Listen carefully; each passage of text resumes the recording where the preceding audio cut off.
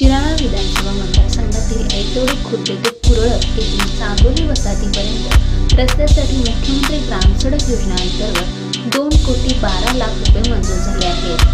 तसेच ऐतवडे खुर्द येथील भैरवनाथ मंदिर परिसरात 5 लाख रुपये निधीतून पेव्हिंग ब्लॉक बसवण्यात आले आहे। या कामाचं उद्घाटन भाजपचे नेते तथा सांगली जिल्हा मध्यवर्ती बँकेचे संचालक सत्यजित देशमुख आणि भाजपचे शिराळा विधानसभा निवडणूक प्रमुख सम्राट महाडिक यांच्या हस्ते झाले।